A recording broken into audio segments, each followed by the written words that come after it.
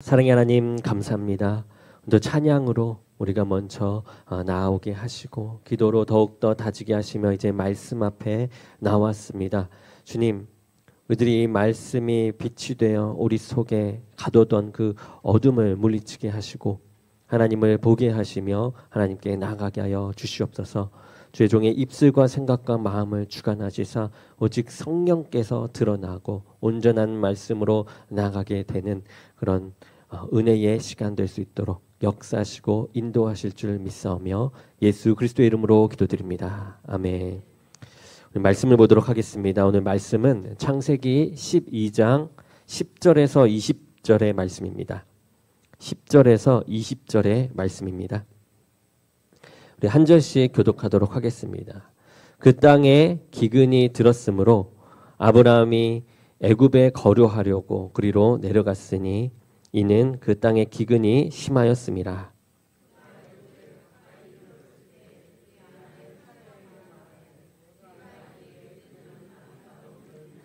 애굽 사람이 그대를 볼 때에 이르기를 이는 그의 아내라 하여 나는 죽이고 그대는 살리리니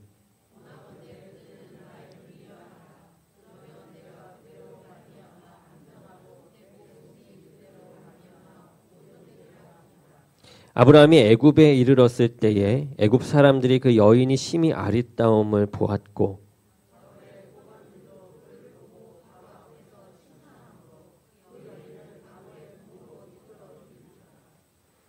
이에 바로가 그로 말미암아 아브라함을 후대함으로 아브라함이 양과 소와 노비와 암수 나귀와 낙타를 얻었더라.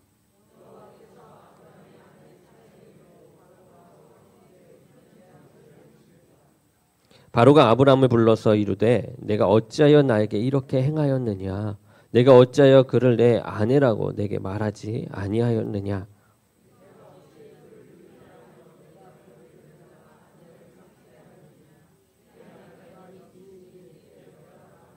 바로가 사람들에게 그의 이름 명하매 그들이 그와 함께 그의 아내와 그의 모든 소유를 보내었더라. 아멘. 오늘 말씀의 제목은 이 믿음의 선이라는 제목입니다. 우리가 저번 주의 말씀은 이제 아브라함이 하나님으로부터 부름을 받아 이 하란이란 땅에서 이제 가나안 땅, 하나님께서 보여주실 땅으로 나아가게 되는 그런 내용을 보았습니다. 이러한 복의 근원이 됨에 있어서 하나님께서 명령하셨고 자기에게 주어져 있던 그 모든 것을 내려놓고 이제 하나님 앞에 머물겠다라는 그런 믿음의 모습으로 나아가게 되었다라고 이야기했었습니다. 이제 아브라함은 하란을 떠나서 가나안 땅에 이르게 됩니다. 이제 이곳에서 제단을 쌓으면서 이제 깃발을 꽂아 나가게 되는 것이죠. 우리가 지도를 보면 조금 더 쉽게 이해할 수 있을 것 같습니다. 지금 갈대아 우르에서 이 하란에 도착한 겁니다. 이제 하란에서 하나님께 명령을 받아 복의 근원으로서 이제 가나안 땅으로 내려갑니다. 여기에 보면 이 녹색 짙은 부분이 가나안 땅입니다. 조금 더 큰 화면으로 보여주시면 감사하겠습니다. 이렇게 내려와서 이 가나안 땅에 이르게 되는데 먼저 이 세겜 땅에 이르게 된 것이에요. 이곳에 제단을 쌓습니다. 그런데 여기에는 누가 있었습니까? 가나안 원주민이 있었습니다.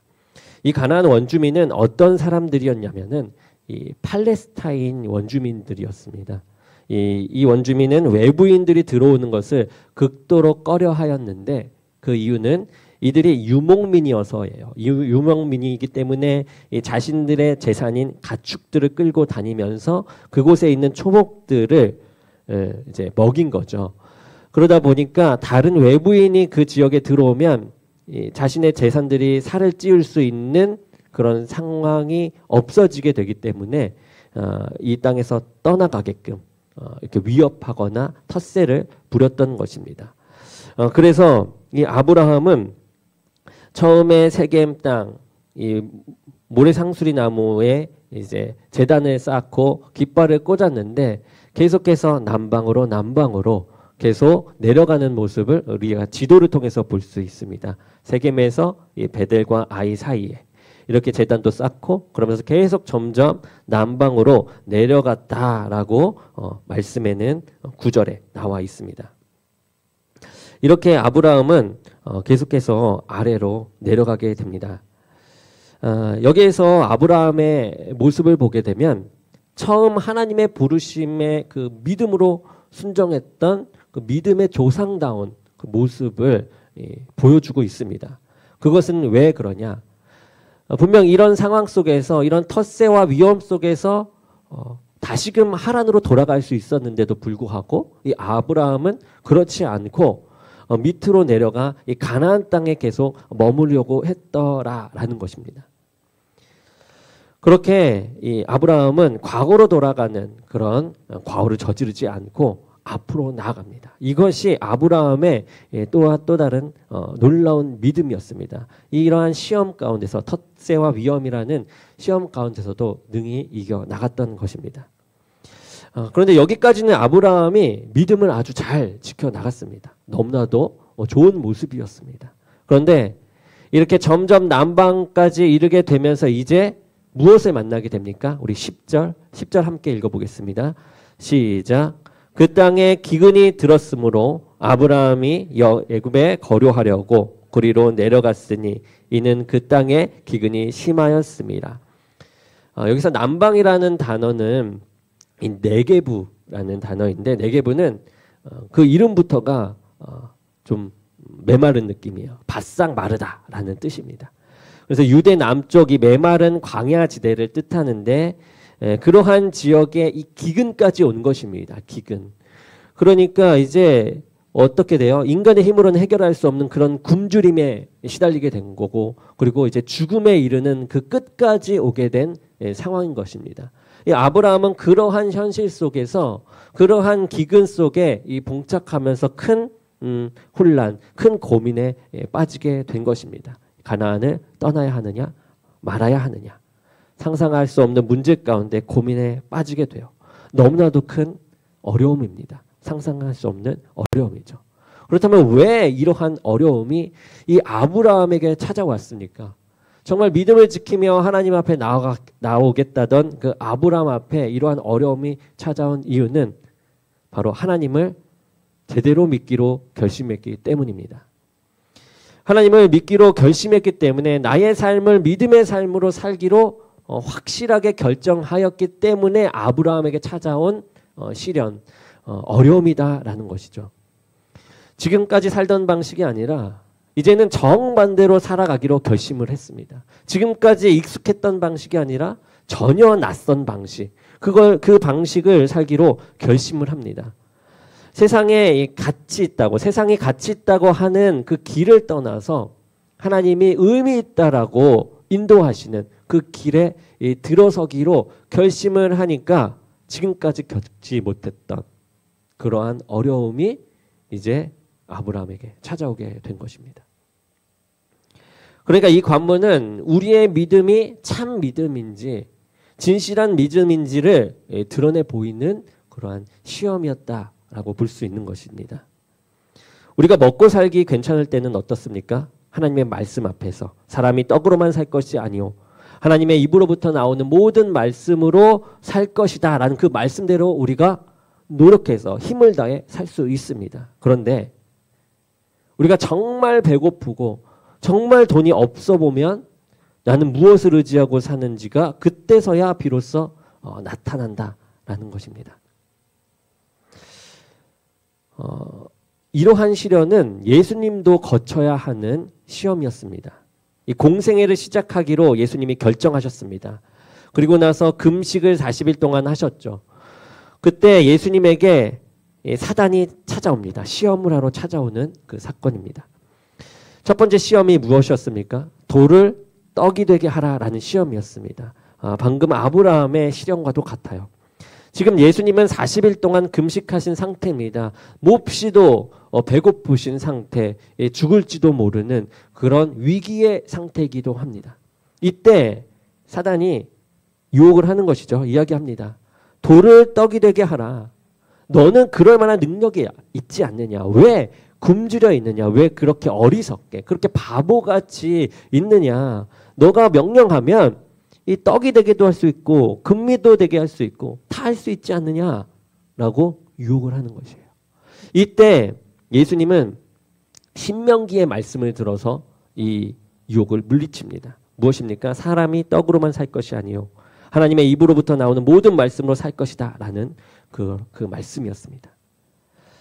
이 말씀은 인간 존재의 의미가, 그러니까 인간 존재의 그 뿌리가 바뀌어야 하는 일임을 믿음으로 증명하는 그런 모습이었던 거죠.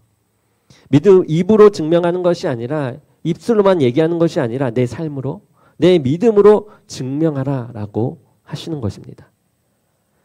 아브라함은 이러한 갈림길에 서 있는 것입니다. 믿음의 선 앞에서 믿고 따를지, 믿음을 저버리고 원래의 방식대로 돌아갈지, 그러한 결정의 순간에 놓인 것입니다. 그리고 결국 아브라함은 그 선을 넘어버리고 맙니다.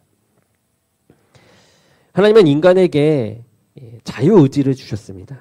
그런데 이 자유의지는 무진장 자유를 의미하는 것이 아닙니다. 그냥 모든 걸 할 수 있는 그런 자유가 아니다라는 것입니다. 자기 통제와 자기 절제가 없는 자유는 무엇입니까? 방종입니다. 제멋대로 행동하는 것과 같다라는 것입니다. 그러니까 책임과 의무가 없는 자유는 제멋대로 행동함과 같다라는 것이죠. 하나님께서는 자유를 주시되 반드시 지켜야 할 그 선을 동시에 주십니다. 그리고 믿는 자로서 이 선을 지킨다라는 것, 그것은 이 현실의 삶 속에서 하나님의 말씀만이 이 절대적이다라는 것을 믿는 믿음을 지킬 때에만 이 믿음의 선을 우리가 지켜나갈 수 있는 것입니다. 우리가 아담과 하와를 볼까요? 아담과 하와는 사단의 유혹으로 인해서 하나님이 먹는 날에는 죽게 된다라고 한 이 선악과를 따먹고 맙니다. 이 선악과를 따먹지 않아야 하는 그 이유가 무엇입니까? 인간에게 준 이 에덴이라는 그 특권에서 단 하나의 책임과 의무였습니다. 이 선악과를 따먹지 않는 것이. 하나님께서 이 선악과를 이 중앙에 놓은 이유가 이것이었습니다. 그 책무를 지켜라. 단 하나였어요. 그런데 그 믿음의 선을 넘게 되고 이제 아담과 하와는 어떻게 됩니까? 죄에 물들게 되는 삶을 살게 되고 그로부터 나오는 노동과 대적들 속에 살아가게 됩니다. 그런데 이와는 반대로 믿음의 선을 지킨 인물이 있습니다. 바로 요셉이죠. 요셉은 이 보디발의 아내의 유혹에도 넘어가지 않습니다. 한두 번의 유혹이 아니었습니다. 계속되는 유혹 속에서도 요셉은 계속 뿌리칩니다. 그러면서 이야기합니다. 이 보디발의 아내에게. 주인이 나에게 이 집에서 아무것도 금하지 아니하였는데 딱 하나 금한 것이 있으니 바로 당신. 보디발의 아내인, 주인의 아내인 당신입니다. 라고 이야기합니다. 요셉은 이 보디발의 이 말을 하나님의 말씀같이 지켰던 것입니다. 주인의 말을 지킨 것이죠. 그런데 그럼에도 불구하고 보디발의 아내의 꾀로 인해 감옥에 가게 됩니다만 결국은 어떻게 됩니까? 총리로 바로 서게 되는 그런 결과를 낳게 됩니다.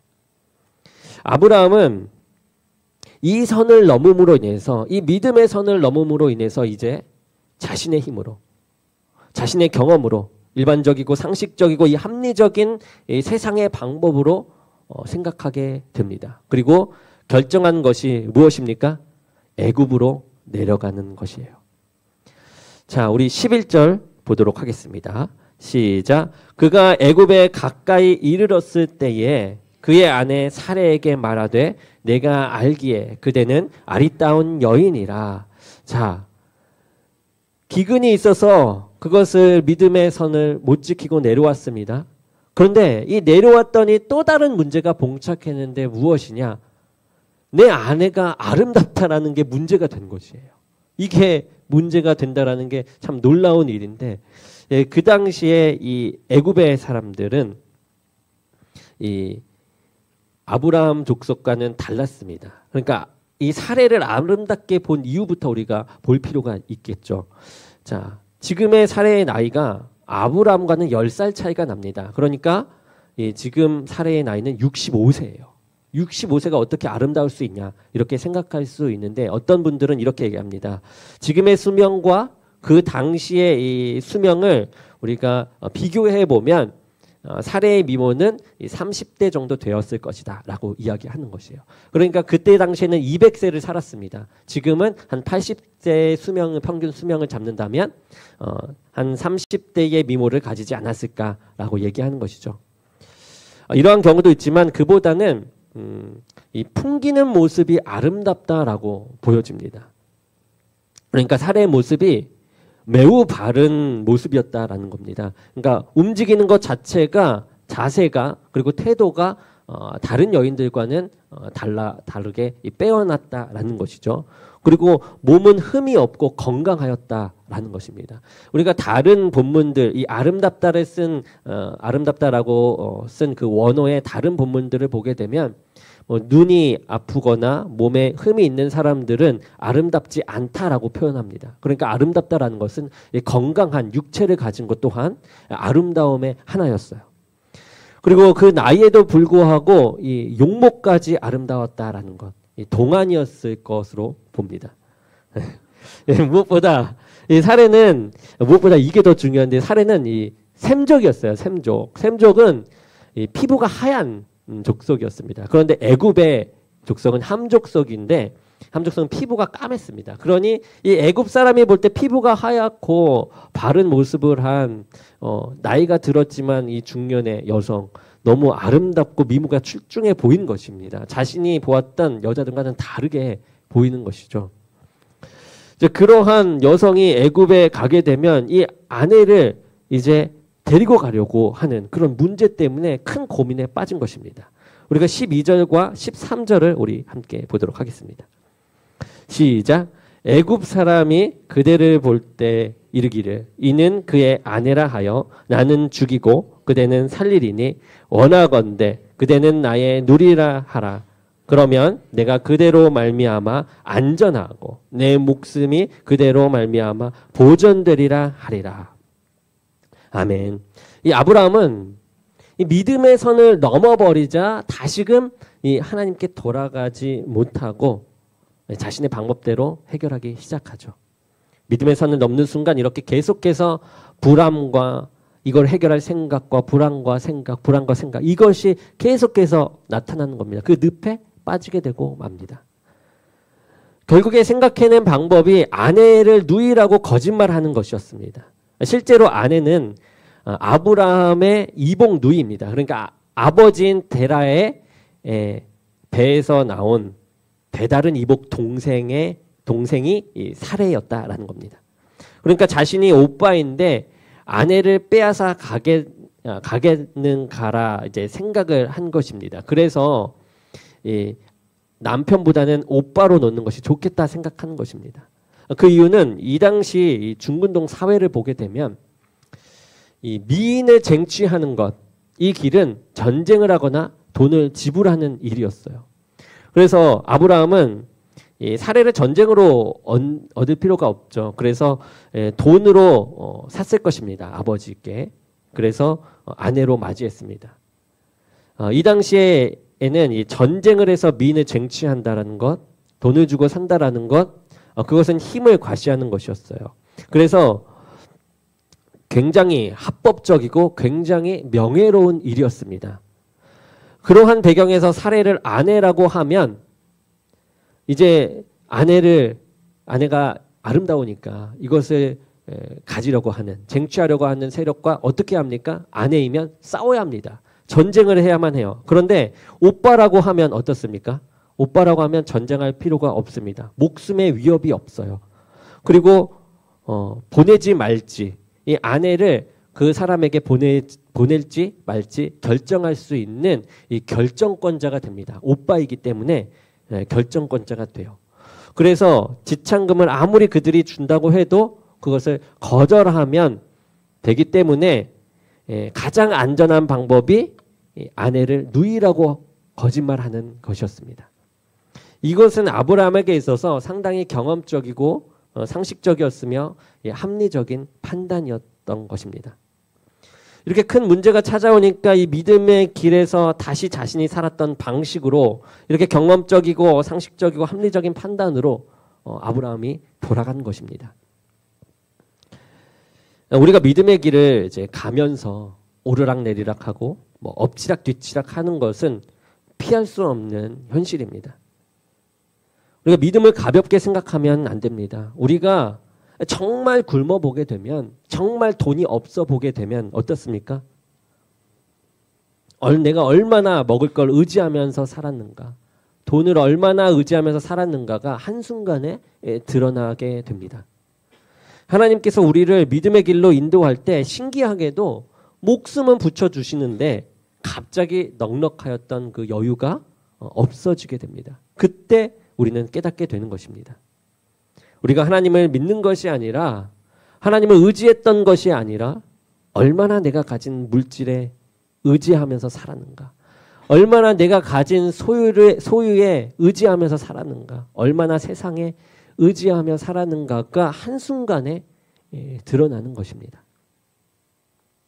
지금 아브라함이 제대로 믿겠다고 하니까 이러한 시험이 찾아옵니다. 제대로 믿지 않으면 이러한 시험도 찾아오지 않습니다. 지금 하나님은 이 아브라함을 택하셔서 믿음으로 제대로 이끄시겠다라는 그런 의도를 가지고 아브라함을 이끄시고 계신 것이에요. 거기에 아브라함도 마찬가지로 하나님을 제대로 믿어보고자 결정했기 때문에 겪게 되는 피할 수 없는 시험이었다라는 것입니다. 믿음을 지키려는 자에게 닥칠 수밖에 없는 시험이었습니다. 이 시험은 우리가 믿음의 도약을 할 수 있도록 하나님이 가르치시는 교육이자 양육입니다. 마치 우리 부모가 아이를 제대로 가르치겠다라는 그런 의지를 담아서 제대로 교육하고 양육하는 것과 같습니다. 우리 계속해서 13절을 보도록 하겠습니다. 13절 시작. 원하건대 그대는 나의 누이라 하라. 그러면 내가 그대로 말미암아 안전하고 내 목숨이 그대로 말미암아 보존되리라 하리라. 안전하여진다. 목숨이 보존된다라고 이야기합니다. 자신의 안전과 보존, 목숨의 보존을 생각하고 있습니다. 아브라함은 하나님을 믿음으로 이 목숨을 하나님께 맡기는 그러한 믿음의 모습을 보이고 하란을 떠나 가나안 땅으로 갔습니다. 그런데 지금은 어떻습니까? 목숨을 위해서 하나님의 그 믿음을, 하나님을 향한 믿음을 저버리고 전에 살던 방식으로 목숨을 보존하기 위한 그런 방법을 찾고 있습니다. 하나님을 믿으면 모든 것이 된다는 그런 방식에서 이제 세상의 방식, 지금 모든 사람들이 살고 있는 그 방식대로 살아가게 된 것입니다. 다시 돌아간 것입니다. 다시 하란으로는 돌아가진 않았어요. 그렇지만 하란에서 살던 방식, 그 방식대로 삶이 돌아가고 맙니다.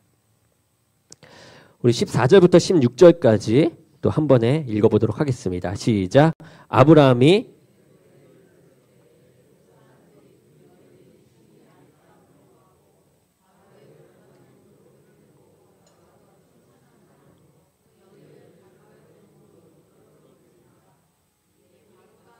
말미암아 아브라함을 후대함으로 아브라함이 양과 소와 노비와 암수 나귀와 낙타를 얻었더라.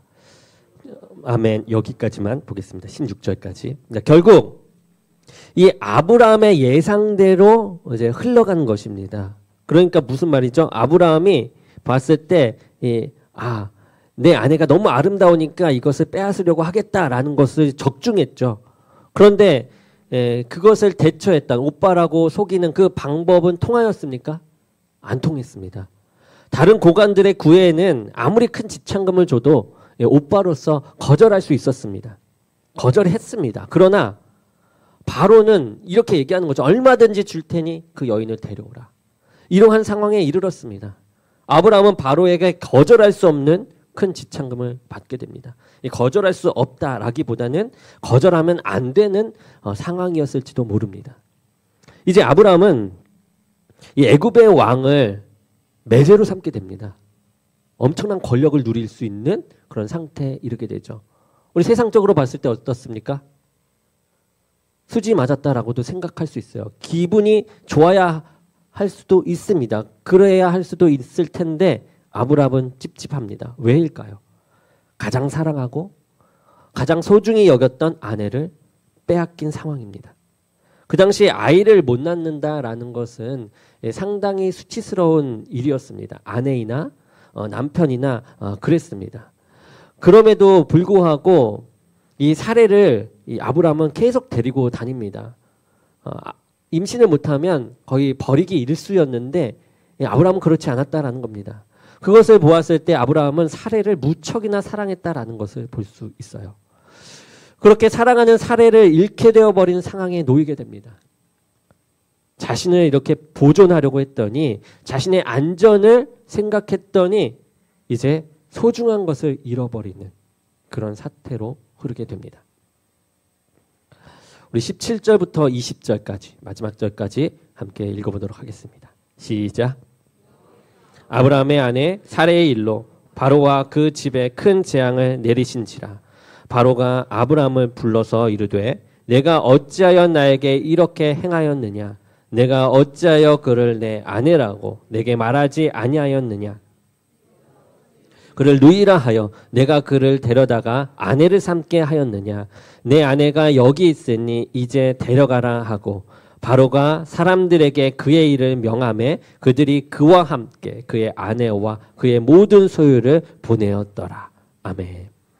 우리가 17절과 20절까지의 이 내용을 보게 되면 하나님을 믿는 자가 하나님을 믿기로 이 작정한 자가 제대로 믿지 않으면 즉 그리스도인으로서 이 책임과 의무를 다하지 않으면 나오게 되는 그런 현상들이 나타나게 돼요. 무슨 현상이 나타나는지 함께 보도록 하겠습니다.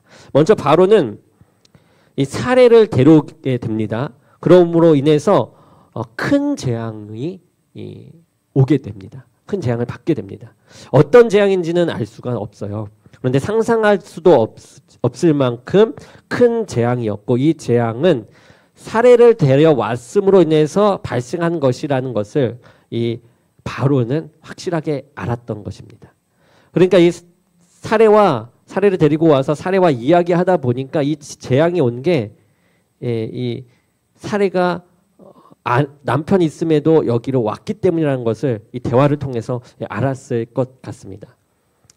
여기에서 첫 번째요. 하나님을 믿는 자가 제대로 믿지 않으면 이 세상에 재앙이 생기게 됩니다. 하나님을 믿는다는 사람이 제대로 믿지 못하면 세상에 재앙이 생겨서 이 무너지게 된다라는 말입니다. 믿는 자가 바로서야 세상이 그것을 보고 돌이켜서 세워진다라는 말입니다. 세상은 점점 무너지는 길로만 갑니다. 더 무너지는 길, 그러니까 더 악한 길로만 가는 것이 이 세상입니다. 그러한 세상을 막아서고 바로 세우고 다시금 일으키는 것이 믿는 자의 이 역할이라는 것이에요.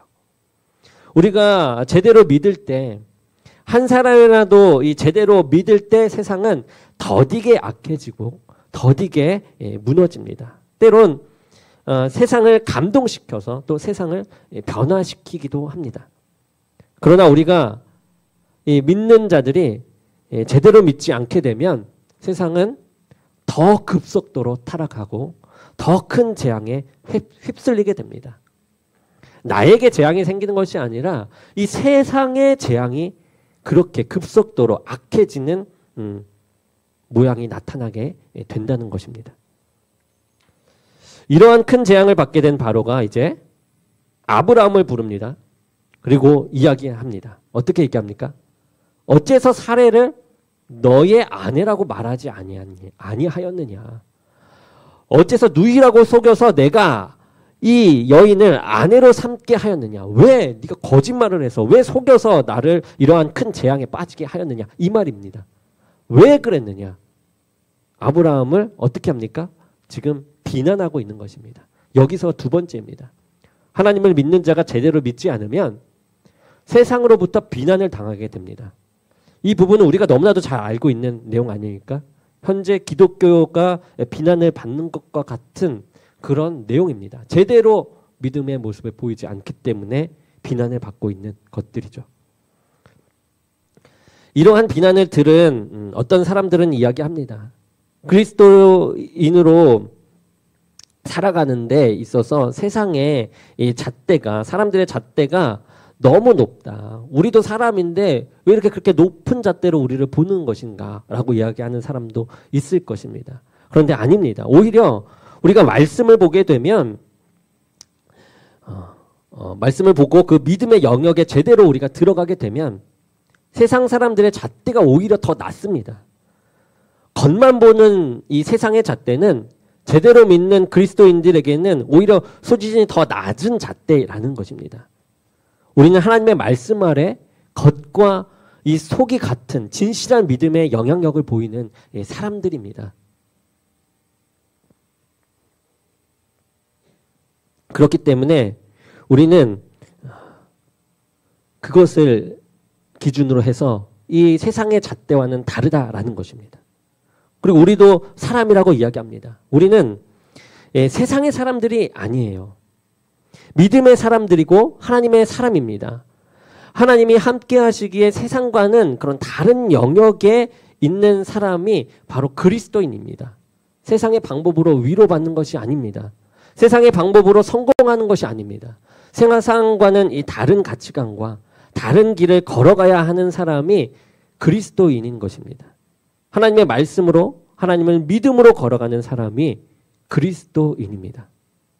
그러한 그리스도인이 제대로 믿지 않으면 이렇게 이 비난을 받게 되는 것입니다.